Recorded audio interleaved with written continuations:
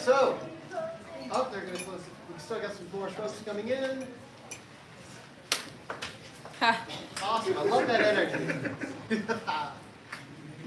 All right, cool. All right. Oh, people are still coming in. Third time's a charm. Here we go. All right, aloha everybody, and welcome to Animating Tomorrow Today.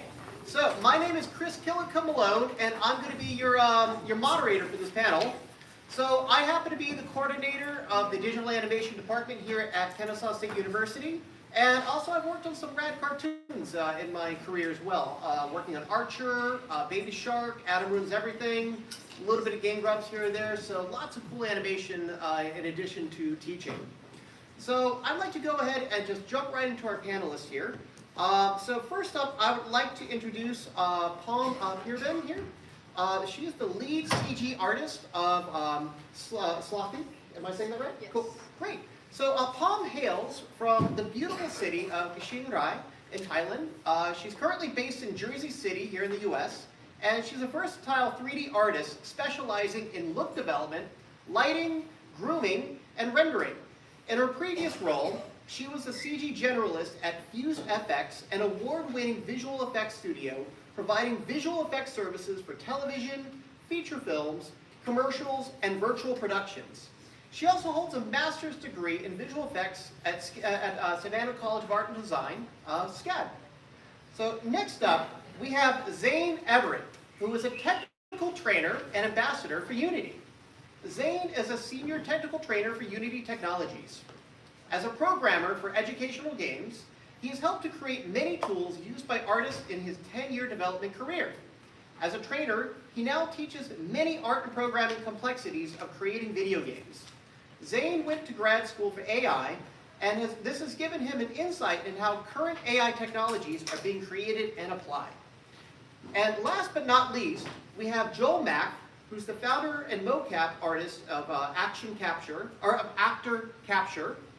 So as a founder of Actor Capture, Joel led a team of talented developers and artists who create immersive and interactive virtual productions using the Unreal Engine and motion capture technologies. He has worked with clients such as BET Networks, CGLA Studios, Proxy VP, where he delivered high-quality and innovative solutions for film, gaming, and education industries. Joel graduated from Georgia State University with a Bachelor of Interdisciplinary Studies concentration in game design and development, and he taught Unreal Engine workshops and contributed to several award-winning projects such as ASIFA-South. So, yeah, anyways, let's give a round of applause for our few panelists today.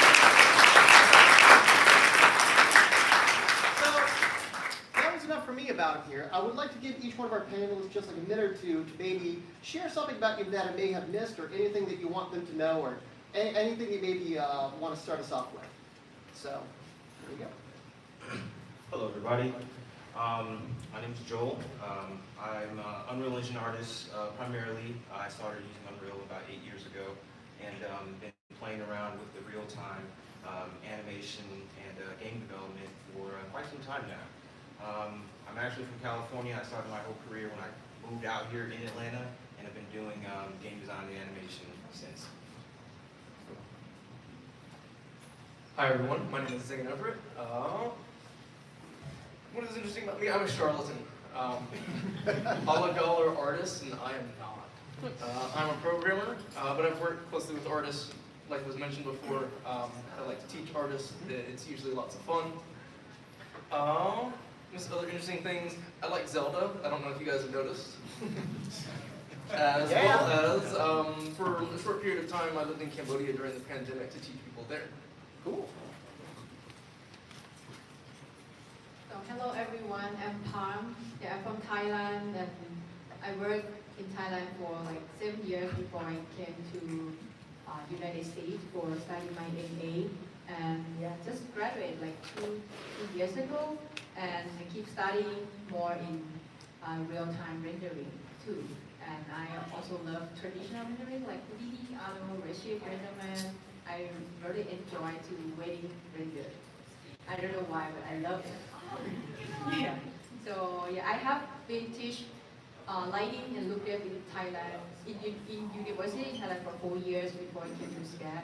So I love to share my experience. It's like not sometimes it's like experiment for them, like give them like correct. Just like experiment and learn together. Okay, thank you. Cool. All right. So actually, I'll just go ahead and hold that one here. Oh. You got hold of it there? There we go.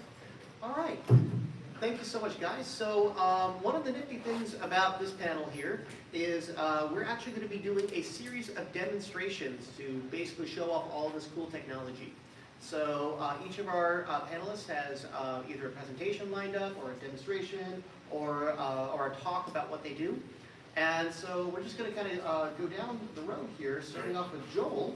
So Joel has already set up his laptop here, so we can get that started. Now, while all of our presenters are demonstrating their work, if you have any questions or anything, please write them down. We would like to save all of our questions for after all 3 of our presentations are complete. Cool? Cool.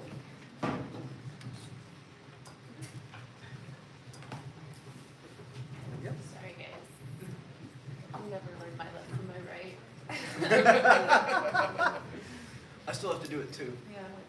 There we go.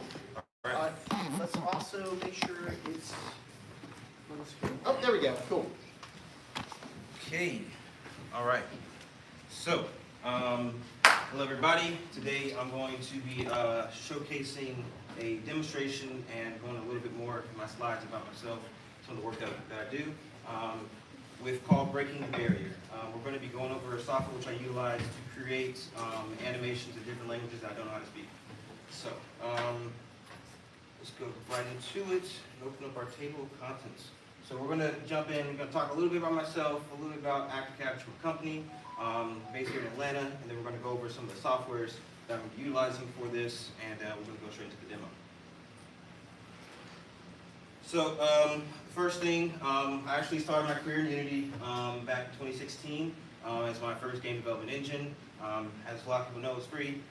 Same reason why I went to Unreal, free as well. But I switched over to Unreal on a focus more on real-time projects, and been in there ever since. In 2019, me and 3 of my friends actually started Actor Capture, where we've been doing AAA films all throughout the country, and we've done some workshops in South Korea and some workshops in Taiwan as well, teaching all these skills and softwares and technology to people. I'm currently, right now, in my MFA at Georgia State University, finishing up the last that I can do for this field. So I wanted to kind of go over some of the films that we've done, my company has done. We did the previs for Suicide Squad, which is basically the entire film, but we did it all in Unreal Engine, so James Gunn can actually blend, do all the shots and everything in that regard. La Crocodile is a little different. We're actually on set for that one, where we captured a motion capture actor live with the actual actors on set. We did do the compositing. We mostly managed the motion capture, but something cool, because of the technology that we're using, we're actually able to take that and create a little mobile game where you play as Lau and you run around and collect coins and avoid trash cans. And one of the most recent ones that we did in 2022 was the Electric State, where that was quite one of our biggest ones, where we captured hundreds of robots in a multitude of different areas across Atlanta, about 46 different locations, which is interesting because you got to take your technology where you go, so it has to work wherever you go. One of the big things that I like doing with my company. So I wanted to show some of the pictures here. We can see some of our workshop in South Korea here, where we are actually teaching some of these virtual production tools with Real Illusion and Unreal Engine. We have our workshops that we conduct each month here in Atlanta, where we actually capture stunt actors and actors who want to learn how the suits work, but also the technicals want to learn behind the scenes. And right there in the bottom right is the founders right there, John, James, myself, and Max. And I have to give a shout out to the team that I trained. One of them's over here in the audience, Justin. right here in the middle. That's us on our last day on Electric State, which is a 6-month film, but it was very fun, you know, to say the least. But it comes with the technical mishaps you have with it. So, what we're going to be going over is the software to be utilized inside the workflow for those films, but I also want to showcase what kind of the post side, using the same softwares, and what you can use those for on your own time with your own technology. So primarily, we are Exyns company. We use Exyns as our inertia-based motion capture system to capture people, primarily the link suit. We can capture them, like I said before, anywhere and everywhere. We're not confined to a stage. You know, if we're in here, I could only use a Wi-Fi signal in my suit to actually capture you, motion capture. And we use Character Creator, iClone, Real Illusions ecosystem for all of our character generation and animation cleanup and motion capture.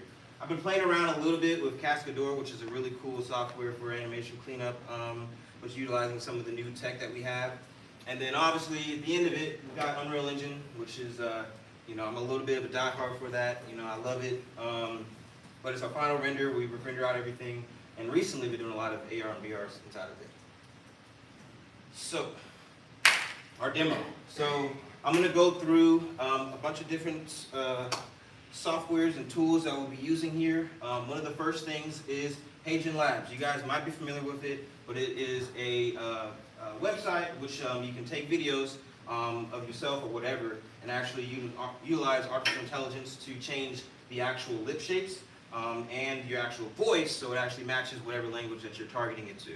And then I use the Video Omniverse to actually take those emotions that I create from Hagen Labs to put onto my digital characters. And then I use AccuFace to actually combine it all together inside iClone. So, first thing I want to do is I do want to show you guys the video which I'm using for this. So I'm going to open this up here. Hello everybody, this is Joel here. We're going to be doing a second test with the Hagen Labs voice translation tool. Hola, Joel aquí. Vamos a realizar una segunda prueba con la herramienta de traducción de voz de Laboratorios Hagen. So that was kind of just 7 seconds of the first and the second one here, which or the Spanish one, which was translated over. I should add that it's not just Spanish. You have Japanese, Swahili, you know, a bunch of different languages. We're continuing to, they are continuing to add more into it. So one of the first things that you have to do is you have to have a character. So this is a character I made from my D&D campaign with my buddy Justin. So basically, this is the character I'm going to showcase here. I made him a couple months ago, but it's pretty simple, you know, just a couple textures here and there, you know, some clothing that I got from Unreal and merge it all together to create this character.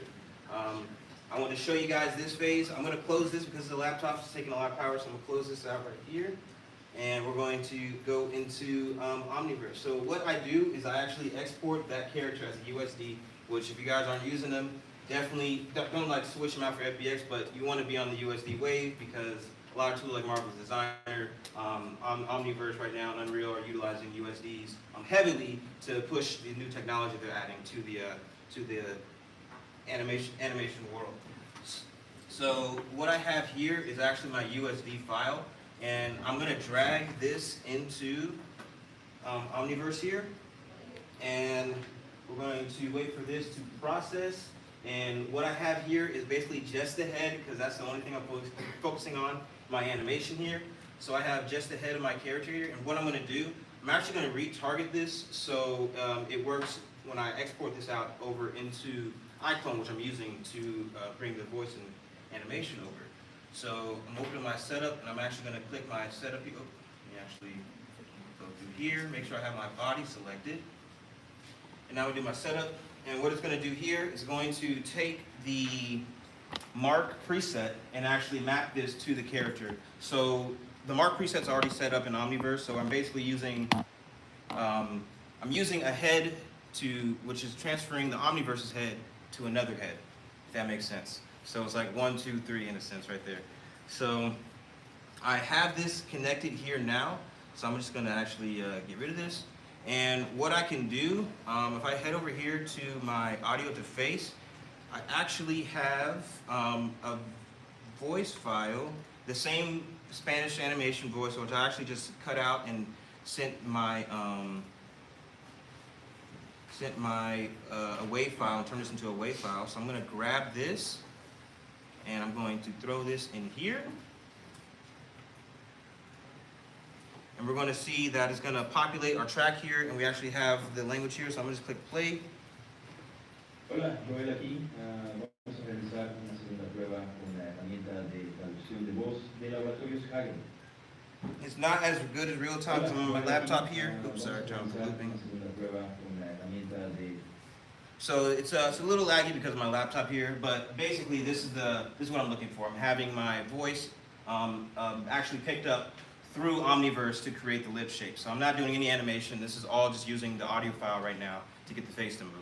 And all you guys in the technical world, you guys can go through all these. I'm not going to go through it in this demo, but what I like to do, I always love to increase my skin strength a little bit. So my skin strength is a little stronger, so I can get a little bit more fidelity from the face itself. And when I'm happy with what I have here, I actually come over here back to my setup, and I'm going to export these morph weights, which I've already done because that's a process, and I want to have it sit through that. So once you have those morph faces exported, you actually have what you generated inside of Omniverse now as JSON files, which you can use inside of iClone.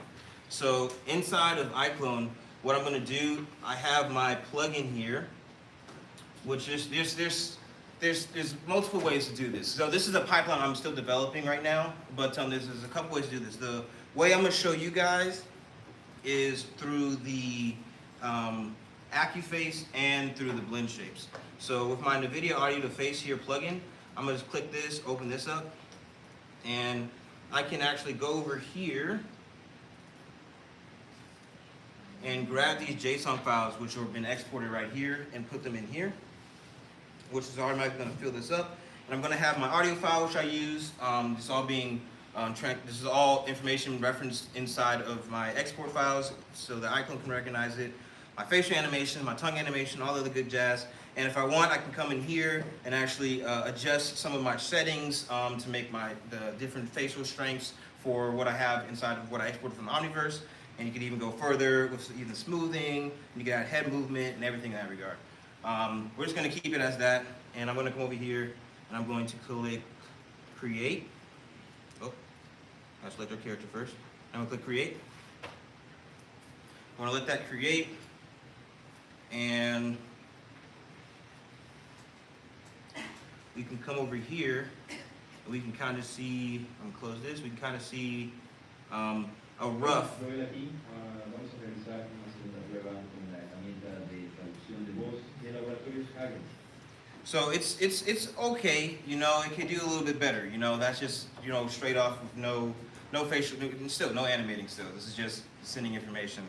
So what I love to do is I like to add this is one of the features I love with Hagen Labs, because it changes the lip shapes.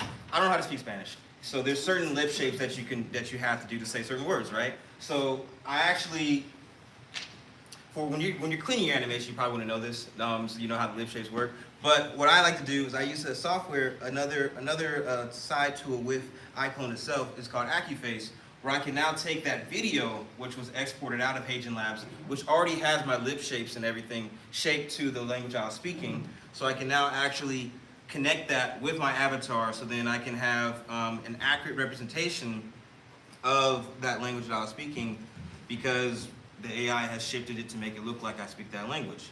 So I can come over here and open this up. And we can see here it's already picked up all the tracking features of my face here. And one of the things you always want to do is you want to set a neutral pose here. So I'm going to set up one. I didn't do the other three for this video, so we only have one. So it's still going to be a little shaky. But now I have this, I can take what I have here and I can open up my Motion Live, which is the live plugin to make things live. This is how I connect this in real time with Unreal Engine or with Stretch Sense, whatever software or hardware I'm using. I can connect this over into here. Let me get off the Wi-Fi real quick because I have a different IP address. And you just got a few more minutes. Copy that, copy that. This is the last segment right here. This is the problem with live demos. I'm gonna have to actually, let me put this IP address that I just got assigned here.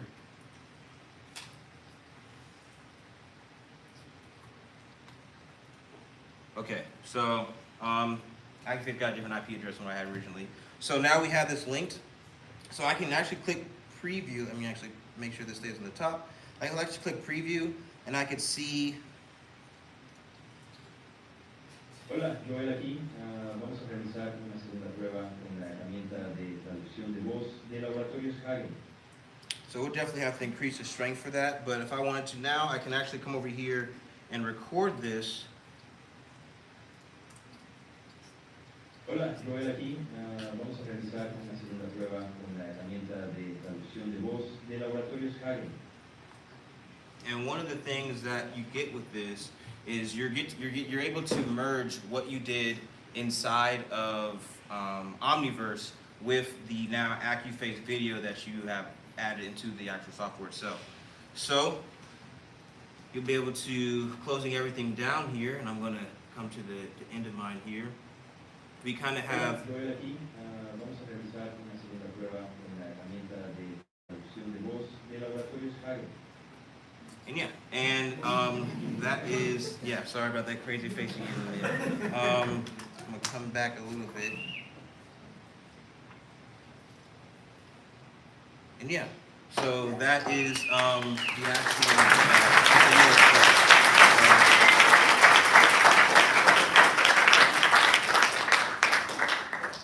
and I think I should say this for last, but I had it in my thing. Should I just?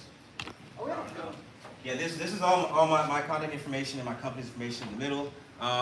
This is just a workflow which I'm trying to break the barriers of animation, where because one of the things there's a whole audience of people who don't speak English and also want to experience these animations, these creations that we have. So workflows like this allow us to now create animations and create content to any speaking language without the need to actually learn the language to begin with.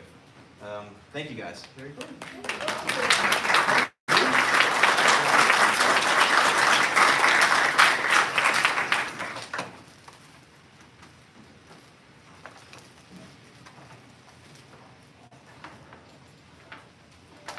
There. I gotta say, my D&D group, we just kind of sketch out our own characters, so I would love to see what your whole party looks like. He made one too. What does he do? Oh gosh, oh gosh, oh gosh. I don't know if I can say that on camera.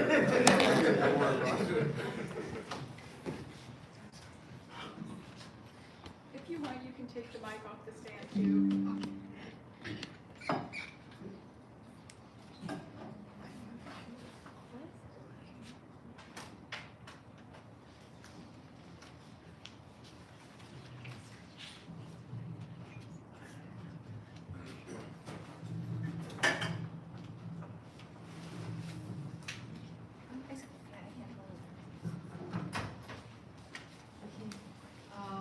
Hello again.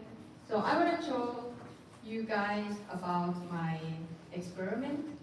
So this animation, I made it in 1 hour.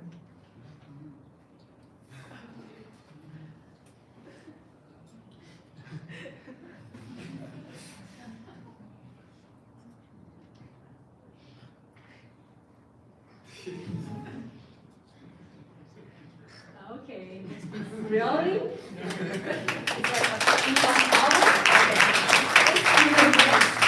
Okay. Oops, oh, cheese. No. Okay. Next one. Okay. So this is the experiment that I'm using AI motion for animation with Wonder Studio. So I'm Pam Piraban, lead CG artist in Slotik, and I have a couple experience project that I worked before. So I did the CG generalist in Fuse FX before, and this is a work that I finished in 2 years, I think. Yeah. It's like a TV series and feature films.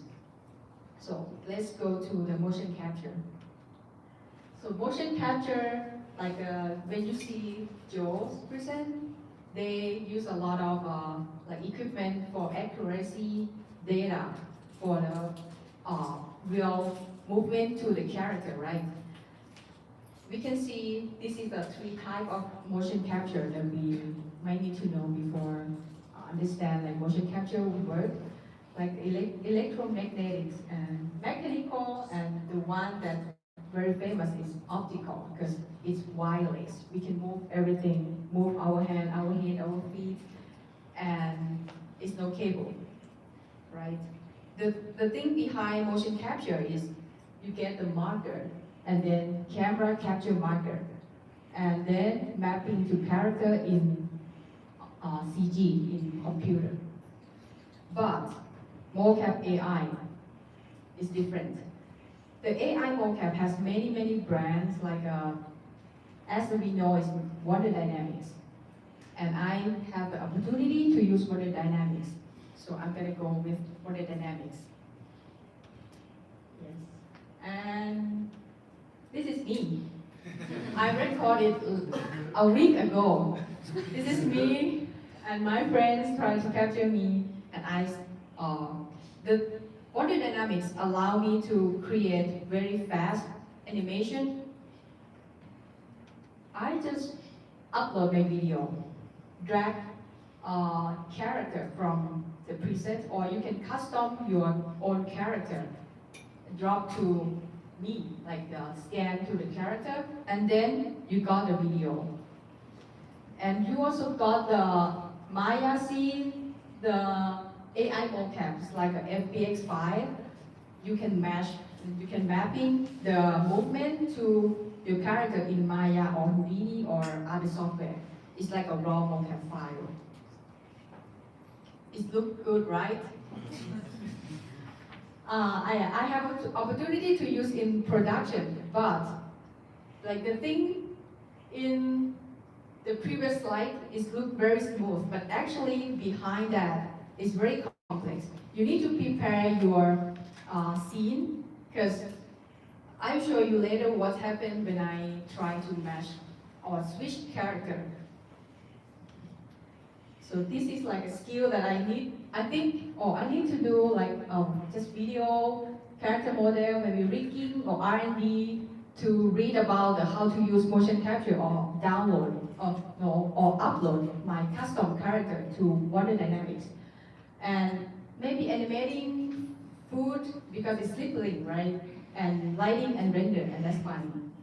But actually, I need to prepare a lot about character to match the system. It's like spend many times, but at the end, it looks fast. But I think it's kind of replace the traditional animation, because we need feeling when we animate, or we need to add accuracy, right? But we get a result to start quickly. Okay, luckily I have the experiment to use mocap because I am animator in Thailand like 2 years after I graduated, bachelor degree. So this is me in 10, maybe 12 years ago, I think. This is me in the mocap suit. And this is me and my friend when we try to do facial capture with 3 cameras. And me and my friend take a picture with camera. I don't know why, but we did it. It's like, it looks cool. But for now, it's different.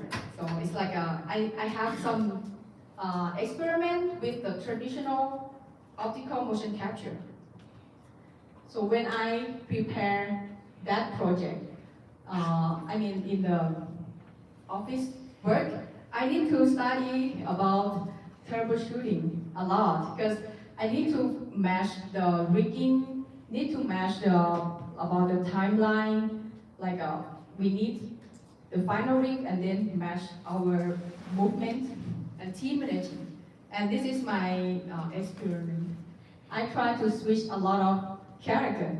As you can see, it has around my hand. You see the let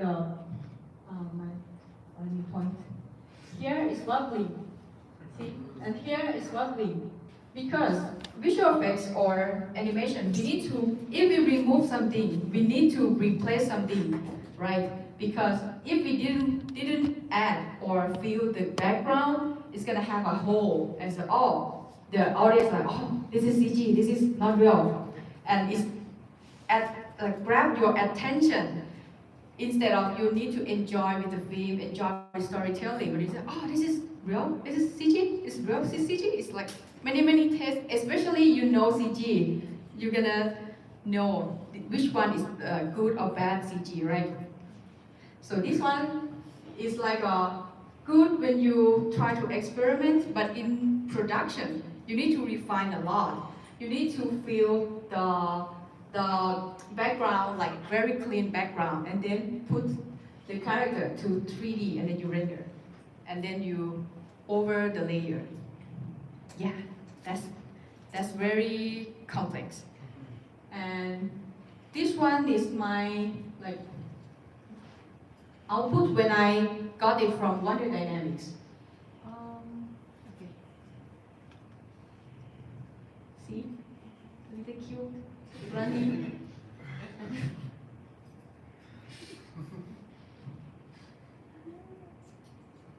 So I think we can use it, but we need to have some tags after that, like render shading in Maya or Mini, and then replace.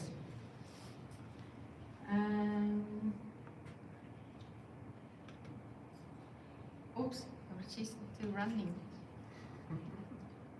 I think benefit of benefit of AI mocap, we can get result and we can refine it very fast, but we cannot replace in detail like when you move, when you have feeling about the storytelling. And yeah, we cannot use mocap AI without the skill, like especially in this period. But in the future, who's knows, right? So we just, experiment and we try and improve. Maybe next couple months have a new feature, and then it may help us to start work faster. Okay. Thank you very much.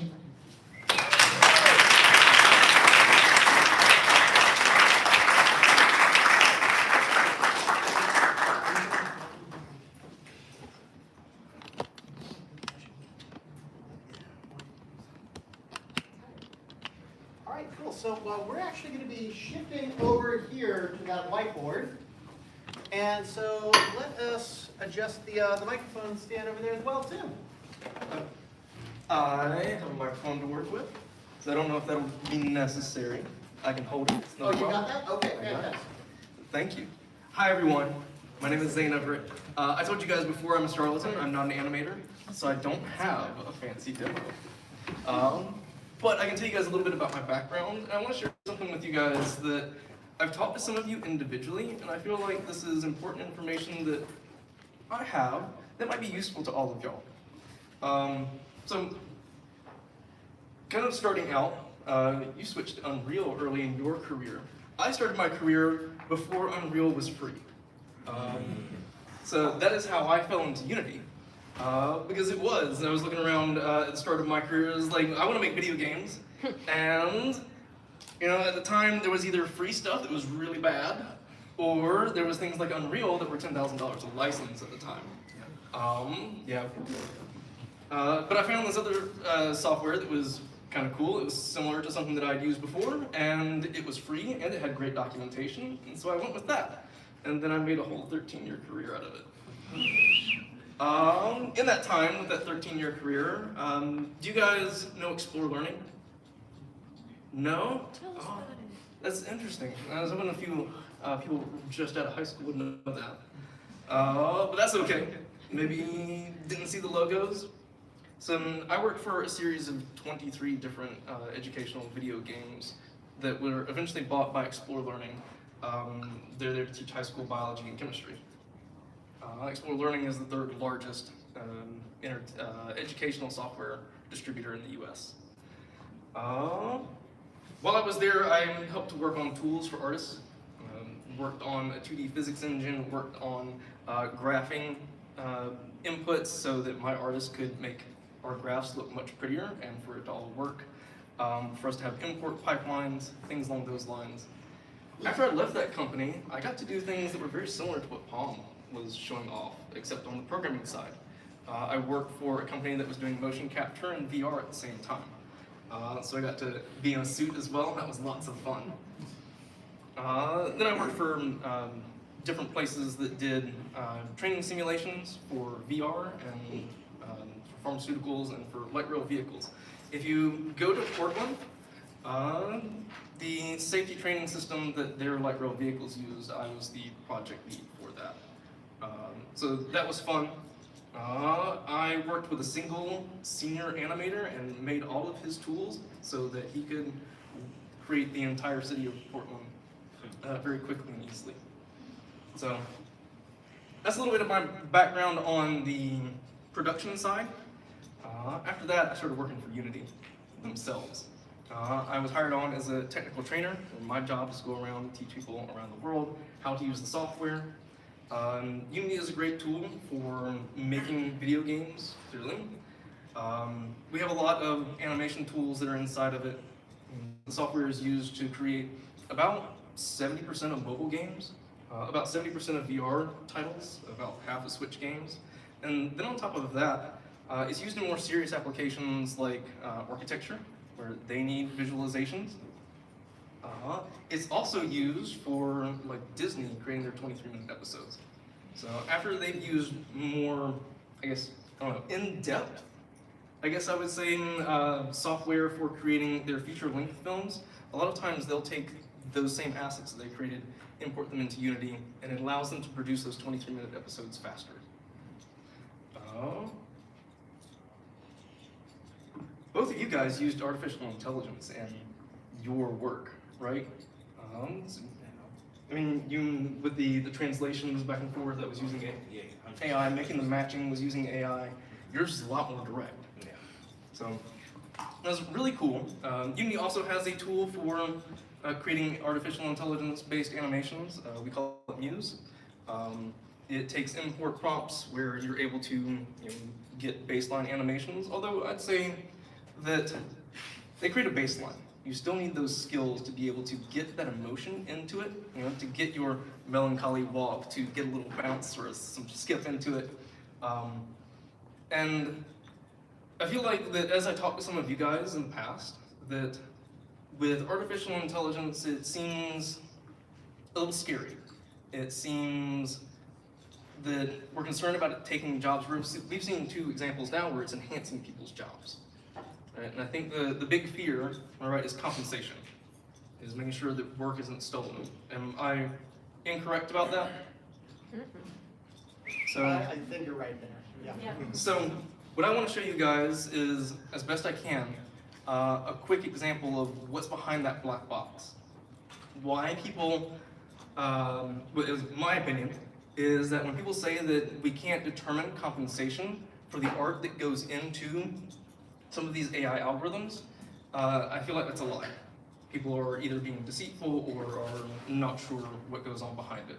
So if you guys bear with me for just a second, I'm going to give a quick demonstration of what it looks like under the hood for some of those algorithms.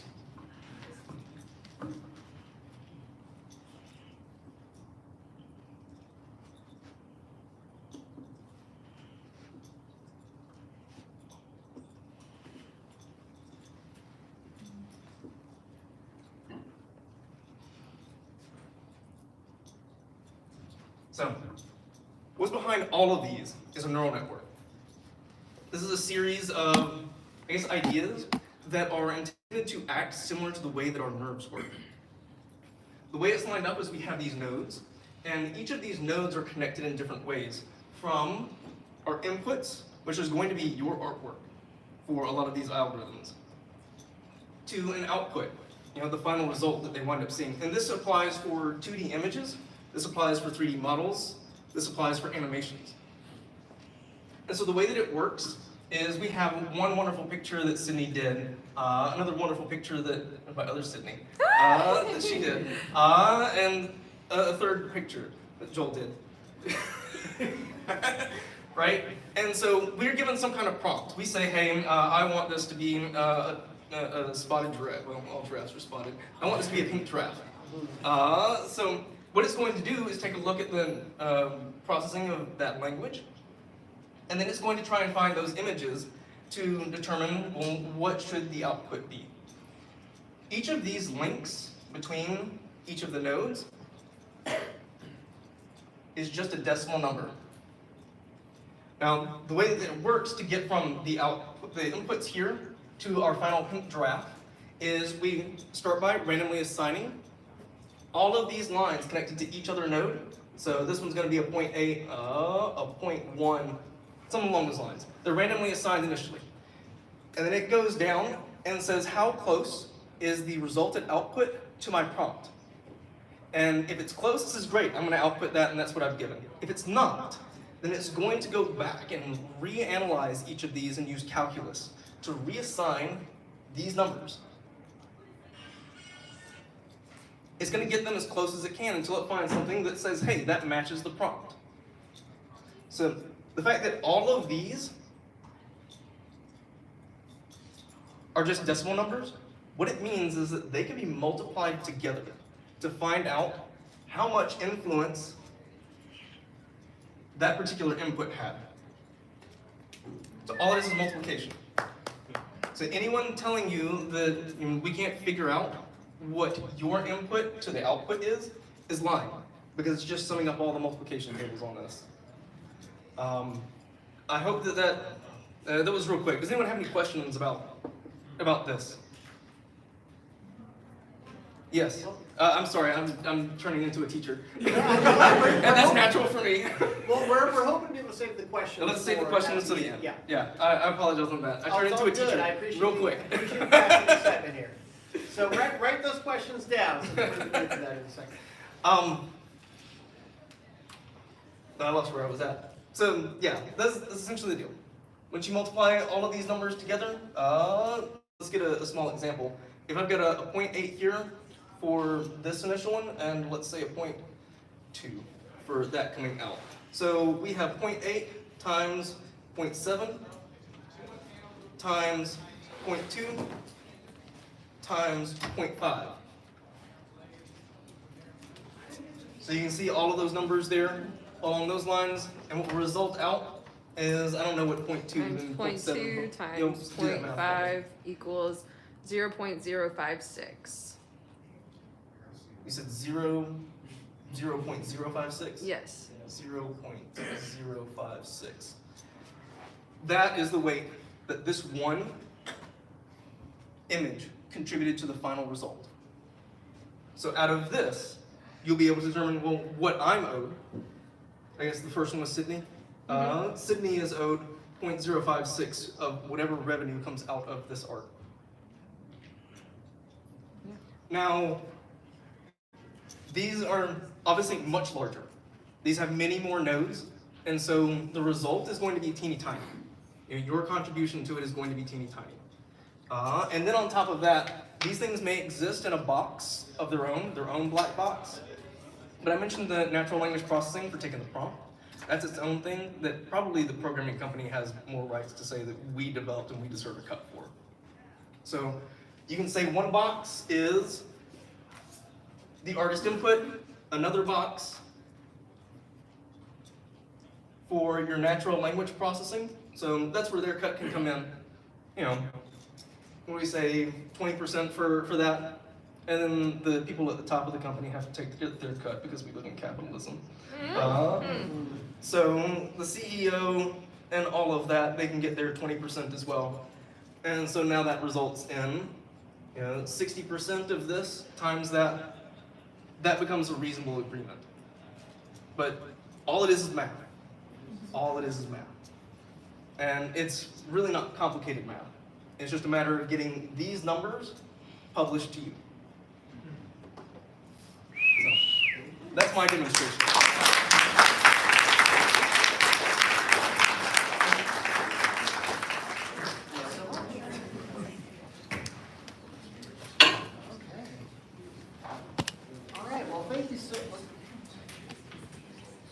I did it again.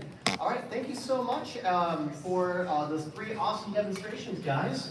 So with that said, I would like to open up the floor for any questions that we may have for our panelists on their 3 demonstrations. So I know they had a few hands up from earlier. I already see one right over here. Hi, this question is for Zane. So when it comes to getting to the node tree, that's what it looks like in my head, to get the numbers, what if a company is, or the neural network, the person who made the neural network doesn't want to share it because it exposes their algorithm and that gets into code writes? What is kind of the thought process behind that? So it's hard to say that a string of numbers like this is an individual programmer's proprietary work. But companies are going to hold these numbers secret. They're presently doing it, right? And this is, I think, where, and this is personal opinion and not Unity's opinion. I have to be clear on that.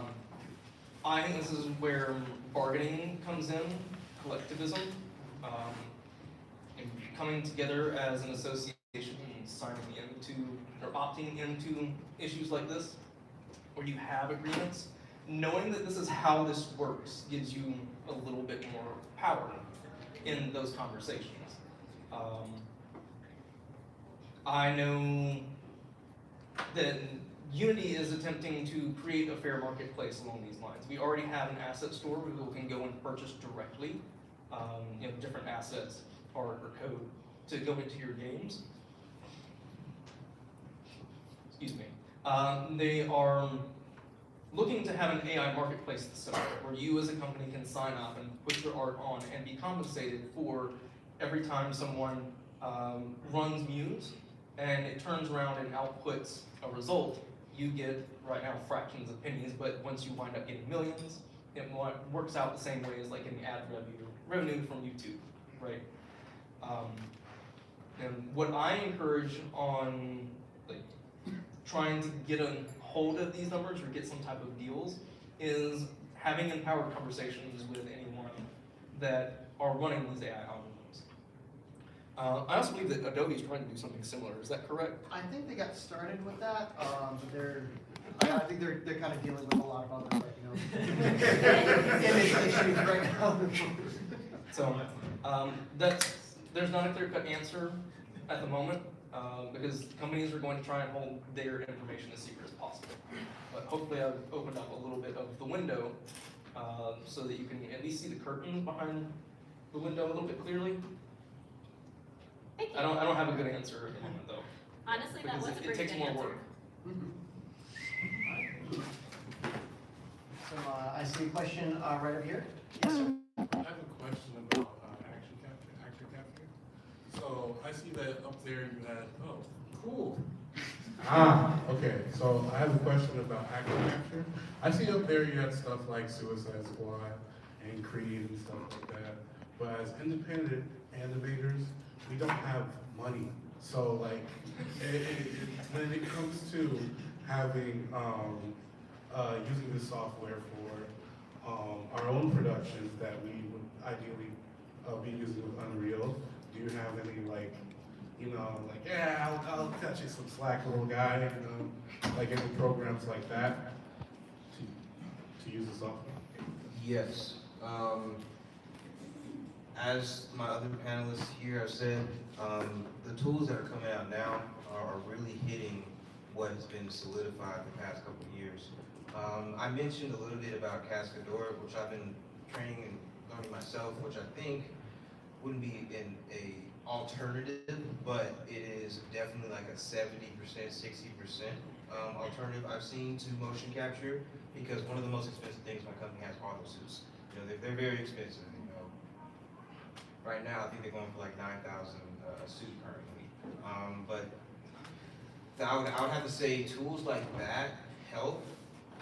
I've seen some really, if you guys get a chance, you guys should check out Move AI had this really cool Kotor animation, which I saw the creators in their backyard guys set up 3 iPhones for their motion capture for that. and it turned out really, really good. But like with anything, what we're doing, it's to set you up with a starting base. So I do a lot of humanoid stuff, and motion capture helps a lot in that because of the humanoid. If I had a dog, we had different scenario, then we're looking back at an optical stage, because there's no go out there and buy solutions when it comes to motion capture and things like that. I'll give a little bit of history as well. Actor capture itself, we all met at Georgia State University, and we started with nothing as well. It was a lot of animation cleanup jobs we started off with, where we cleaned up facial animations and body animations and purchased our first suit. And from there, we went to purchase our second one and a third one, and the third one got us the next 6. So then it just cascaded after that. We knew what to invest in, and that's kind of from going to SIGGRAPH, GDC, and seeing what the technologies that are coming out and what the people out there are actually utilizing. So when you do have, our first big project was Suicide Squad, and it was one of those things where we had just finished doing the BT short, and it was word of mouth. Someone's like, yo, these guys just did this project here, you should have them go on to it. One of the biggest things I also definitely want to put out there is, at least in the film industry, which I'm kind of in and out right now, but in the film industry, there is a little bit of who you know, definitely in the film industry, but if you're not a pleasant person, you're going to get blacklisted really quick. And I've seen that happen on set before. And it's just being, I love animation, I love motion capture, I love creating stories and everything, and it's shown when I'm doing my work around people on set, and the producers and producers see that, and they want you to bring it on because they know that you're going to have that same energy making the project, and they'll pay for that. So there's a little bit of insight there. Tell them how much the programs cost that you were using. Yeah, so Unreal Engine, free. That's one of the big free ones I love to use. It's when it comes to like MetaHuman Animator, it's really nice to start teaching yourself some of that. So again, that's free tools that are becoming industry standards. You can start teaching yourself right now, and it's bridged to Maya, so that is an industry standard tool right there. Very expensive one, but that is industry standard. Everyone here, I will say, recently I've been doing a lot of Blender stuff simply because Blender's community is there. Because one of the things you get with, like, when you go with tools that have access to more people have access to, you get a lot more documentation, a lot more support for things. For example, like Zane was saying, Unity, I went with Unity to begin with because Unreal was just entering its free stage. The documentation wasn't all there. Unity, there was plenty of people who went through problems, and I could go on forums and figure out things. And that's one of the big things, using tools like that are free, with a lot of community behind it. You get a lot of good training, and you get to discover things that you wouldn't have found before. And the Blender plug, they are working on a motion capture that you can use with your phone, and they have the program testing that you can test in the alpha versions. If I had to say one thing, I think motion capture is going to be something that's not going to be a barrier in the next couple of years, where anyone in this room can just use their phones to do it. It's not going to be a whole, I gotta have a stage, or I gotta know someone who has this. It's going to be, do I have the energy to figure out how to get my phone to capture it to get into what it needs to do? My company, we played a little bit with Wonder Dynamics. We're actually submitting Ring security footage camera into it, which was very low quality, but we were getting good motion capture data results out of it, because it's just human pose space, estimation that's doing. So, I mean, the more data it gets, the better it gets, and the more people that use it, the better the software's gonna get. And that's why I feel like it's gonna just trump a lot of this stuff, because it's easier if you're on set and you got your camera already set up and you're already getting the motion capture data because you see them on the camera. You don't have to put them in the suit, you just take the pose base from the actual camera shot you have, and then you have your comp, your animation, and everything else. Thank you. All right, I think we have time for about 1 or 2 more questions from the audience. Actually, I see this gentleman right over here. Looks like microphone's on his mic.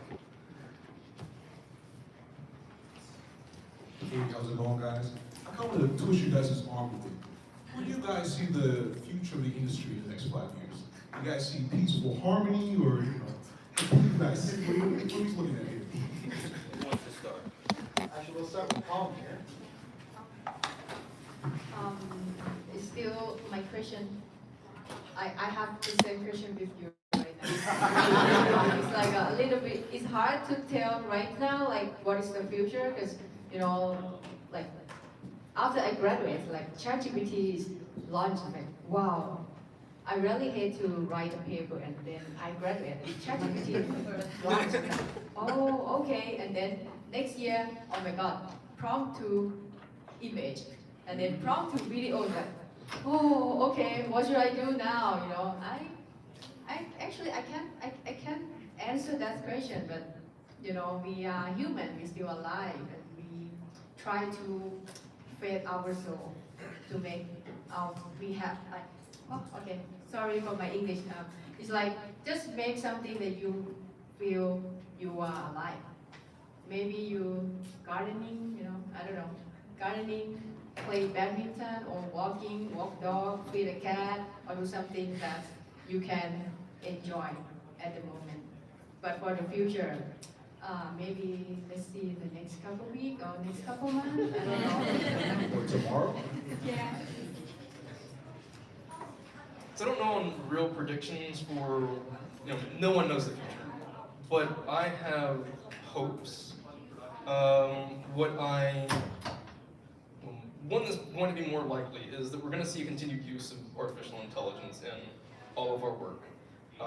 I hope that that does not become full replacement of jobs, but augmenters of the way that we do work.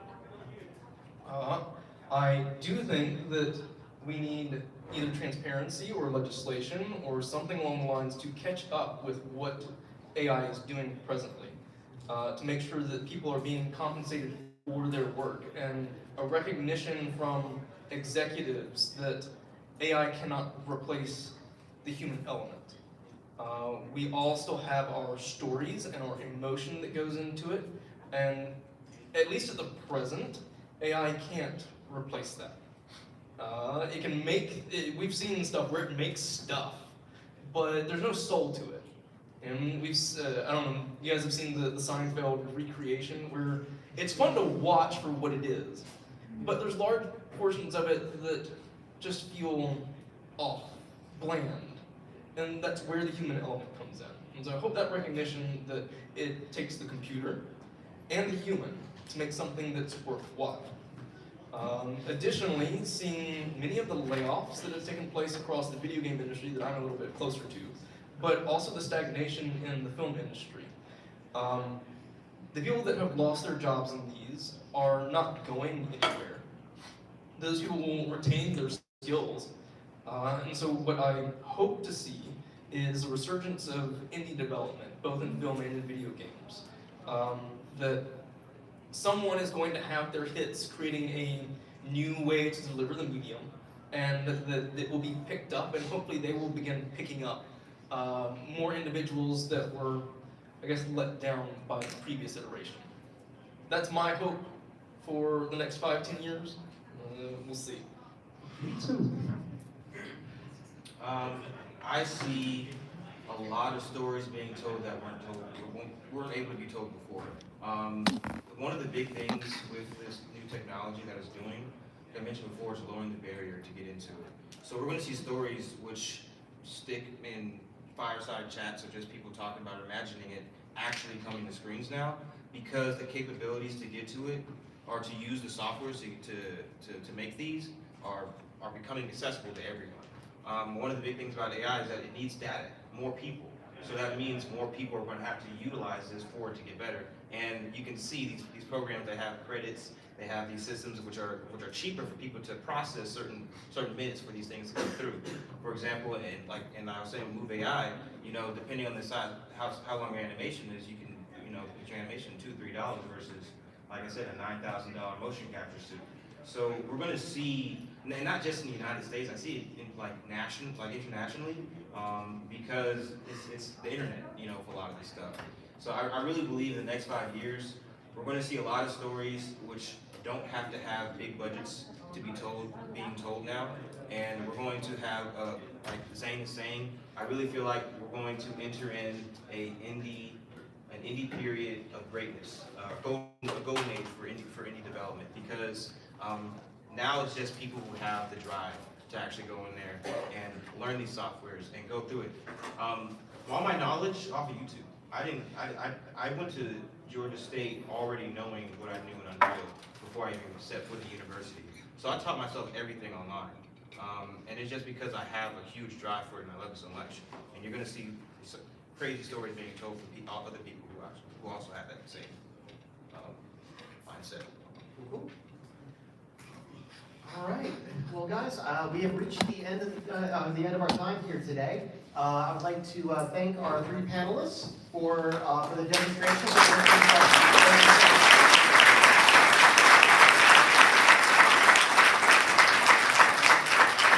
And I would also like to thank the audience as well for the awesome questions and just being here. So thank you, everybody.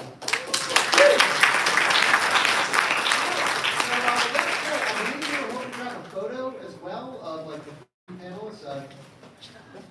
All right. 3, 2, 1, now. 3, 2, 1. You should take one in front of our beautiful step and repeat that we paid for. All right. And I believe. Which our photographer will take it. All right. Thank you guys. Thanks Thank for you coming so to day much. 1 of CFAC. Bye, everyone. Woo! Well, if I'm going to take a photo of the audience here.